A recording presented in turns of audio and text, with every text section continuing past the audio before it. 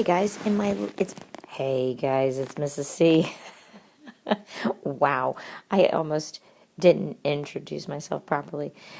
In my last video, on substitution, I said I was going to do another video on these harder ones. So in the other video, if you didn't see it, I said, usually substitution, the problems are set up a little bit different than these. Ordinarily, a problem like this, we would have it already, one of these equations set up equal to either x or y. And in this case, if you're looking, I do not have x or y isolated, which makes this problem just a little bit harder, in my opinion, to use the substitution method on. But if the directions read, use the substitution method, that's the method we're going to have to use. So this video is really on setting up a system of equations for the substitution method. We are not focusing in on the actual solving, which is just solving a multi-step equation. If you need practice with that, you might want to go to another video on solving multi-step equations. So let's get started. This problem is a little small, so I'm going to just make it a little bit bigger for myself. All right, now, if you notice, we do not have x or y by itself, but I am noticing something that in this equation, I do have the variable y that does not have a coefficient. So that is the one that I am going to choose to get by itself. So I am going to rewrite it over here. And you do see the answers. Because we're not focusing on the solving process, we're going to use those answers to get us moving. So we have 5x plus y equal to a negative 13.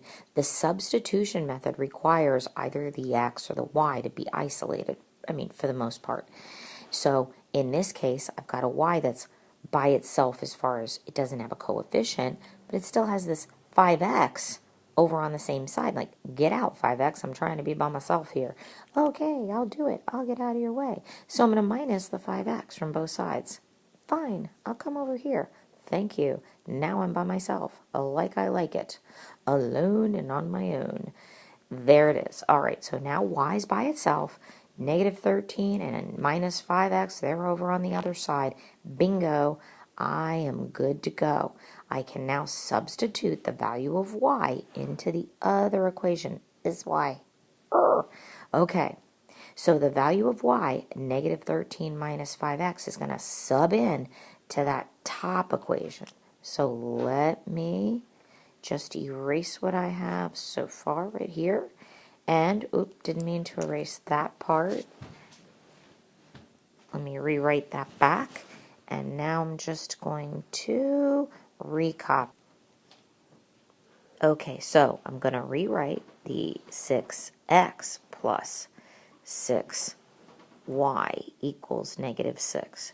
So now this value of y down here swaps in to this value. That's why we call it the substitution method. And so it's just really a lot of writing at this point. Let me change a color so you can see what I'm doing here. It's going to be St. Patrick's Day soon, so let me use some green. 6x plus 6, what did we say y was equal to? The quantity of negative 13 minus 5x. Substituting it in. Close parentheses equals a negative 6. There, and I'm going to box it, is the multi-step equation that once we solve is going to give us x is equal to negative 3. Everybody's going like, whoa, where'd you get x is equal to negative 3? It's in the answers, guys. That's why I have the answers up there. Silly gooses. Just saving myself the time of solving the equation. So my first value in an ordered pair is my x value. It's negative 3. So the question then becomes, how do I get the y value? How did they get the y value? Well, once you get x is equal to negative 3, you can then evaluate to find out what y is equal to. So if we go back to the original circled problem, let me erase some of this stuff. Okay, I cleaned that up a little bit. So when we had the substitution step of putting in the negative 5x minus 13, because it was y equals negative 5x minus 13, we would write the whole thing like that. We'd do all the multi-step work, and we'd get x is equal to a negative 3. Now we have to swap in the value of x is equal to negative 3 into one of these x values. Now, you can do it into any of these originals, or a lot of people go to the right here where we had already gotten, if you remember, we had gotten the y by itself. When we had gotten the y by itself, we did it so that we could swap it in there, but it also makes it easy to do a little substitution step here. And this is usually where I'll swap the value for my check step. I don't go back up into the originals only because it's extra work, and I like to double check my process with an answer key or say a graphing calculator. So I'm going to try and save myself a little work here in order to check step, but in this case it's not a check step. I've got to actually solve for the value of y. So in this case, a -5 times a -3 is going to be positive 15 minus 3, and I think you're going to see 15 minus 3, that's 2, and that's my 2 value right there. So I know that it worked because that's how I would get my y value, and now my check step could be to plug in my y equals 2 and my x equals -3 into any of these. You could say both. Some teachers will say check step both of them. That's awesome as well. The more you check, the better. But I'm not going to check because I know we're right, and I'm trying to move on as much as possible. So let's move to the next problem. Okay, we're going to jump right in. We do see the answers. This problem is almost identical to the problem that we did before. So best thing for you to do is try to set this one up on your own. I'll give you a little guideline. If you don't want the guideline, cut me off right now. But my suggestion to you is look at both of these equations that you have here and decide who and where is it going to be the easiest for me to, who is easiest to isolate, and which one am I going to be able to do that in the shortest amount of steps. For the substitution method, normally if you're using the substitution method, you can get one of them by itself by a quick addition or subtraction process, or a very simple multiplication or division process, usually a division. If it takes too much work and it's very well isolated, substitution is not the right move. So take a look at it, pause, and then I'm just going to keep on going. All right, so when you look at this one, the top one, 2x plus y equals 20, can easily have the y isolated by minusing the 2x. From both sides, y is by itself. Y is equal to 20 minus 2x. That is the value of y, and that value of y will go into the other y in the other equation. So once we figure out what we're swapping, we just go ahead and do that swap step, that substitution step. So I'll just make a little more room. I'll keep that on the screen. I'll copy the other one, which was a, whoops, it wasn't a 2. Sorry, it was a 6. 6x minus 5. I'm not going to write y because I'm going to substitute the value of y as the quantity of 20 minus 2x, close parentheses, equals 12. You would do the math, and if you want to, you go ahead and pause me, do the math, and you're going to get x is equal to 7 because it's in the answer key right there. Once you get x is equal to 7, you're going to take that 7 value, and I would recommend plopping it right into that x because it's already set up for you. 20 minus 2 times 7 will give me my y value. 20 minus 2 times 7 is 20 minus 14, and 20 minus 14 is 6. And look it up there. Y is equal to 6. And that would be the proper process, less all the multi-step equation work. Let's try another one. Okay, now this one is even more saucy because what do you notice when you're looking at it? One thing you might notice is that none of the x's or y's are completely isolated in the fact that they all have coefficients that are greater than 1. The other two that we did, I'm going to have you peek back at them. I put them under here.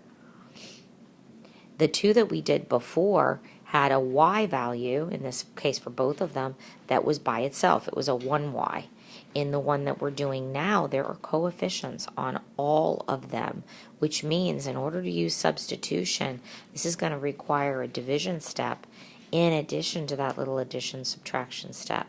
So what you have to do now, if you're going to use substitution and not elimination, is decide which one would be easiest. So one thing that I would recommend in looking at both of these equations is that if you see that there is a coefficient on all of your variables, you might just want to consider learning the elimination method to avoid having to make this decision.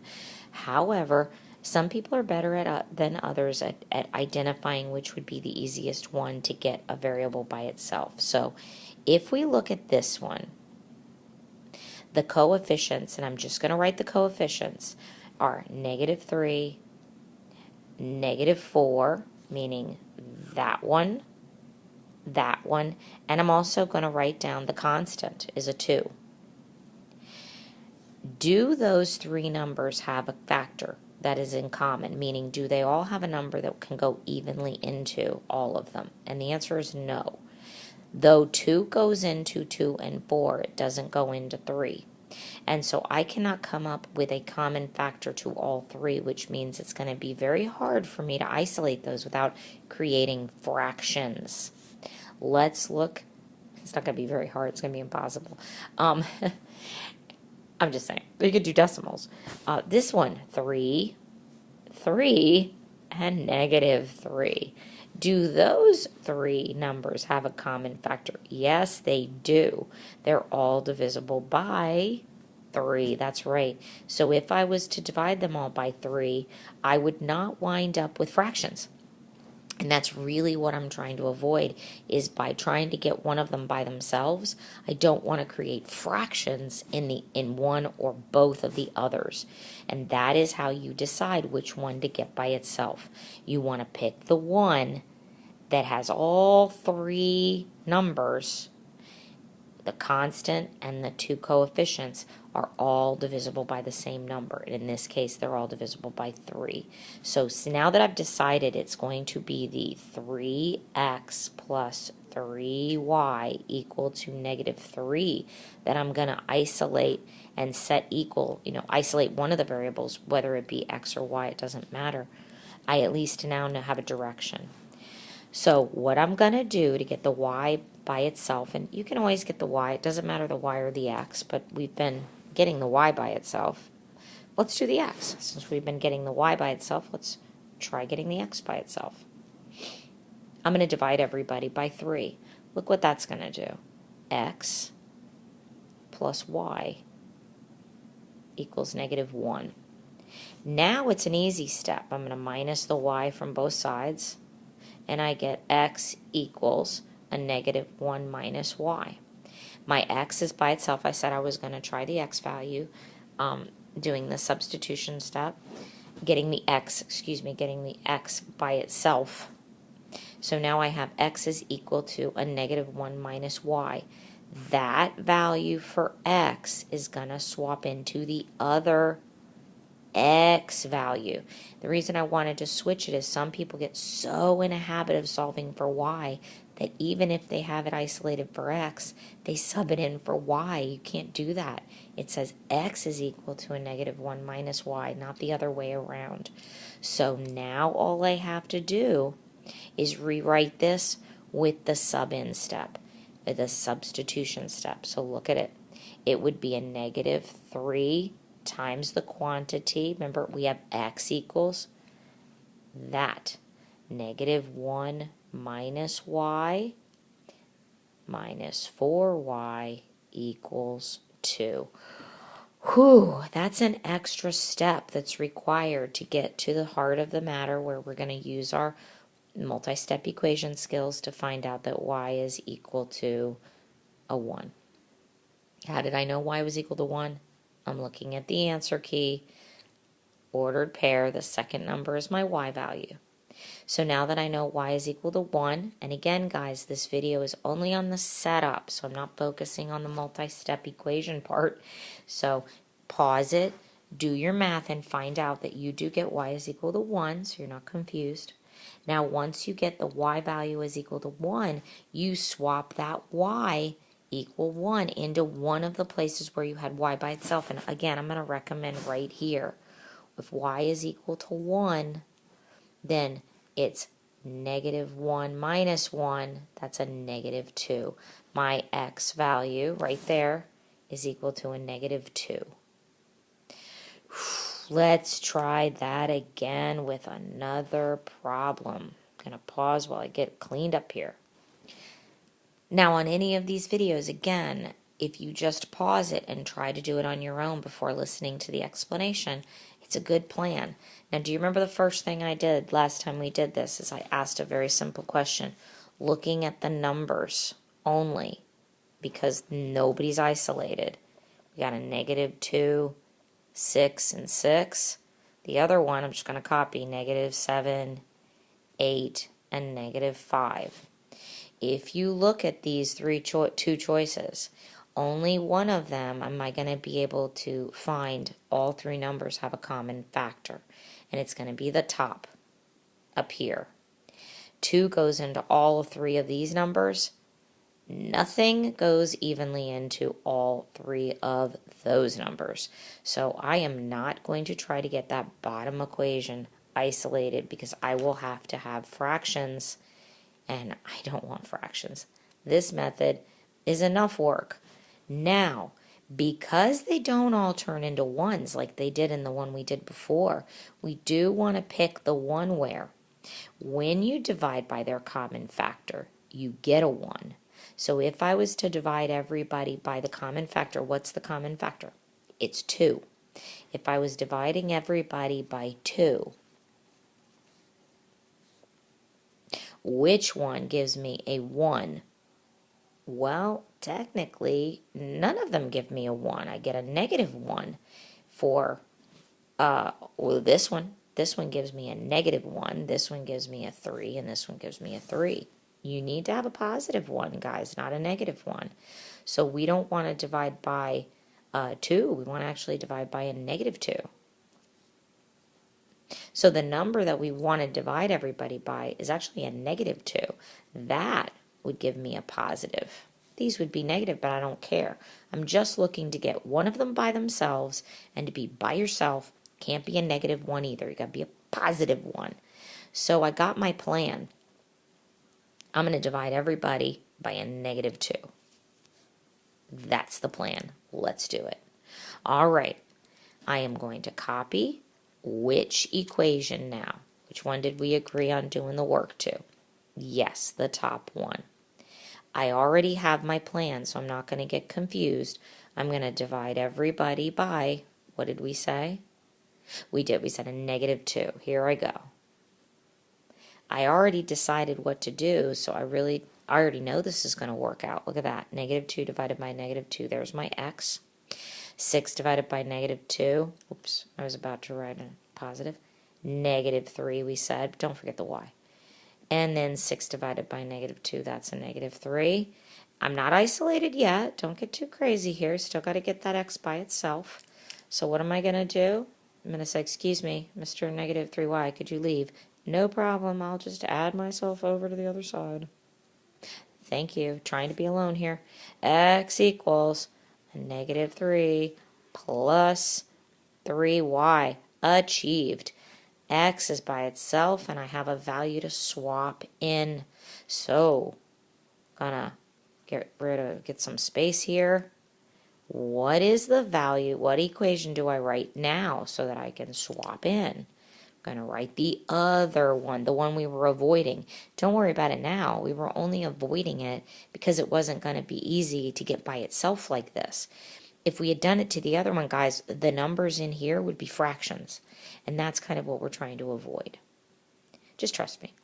We have a set -7. What's the value of x? -3 plus 3y.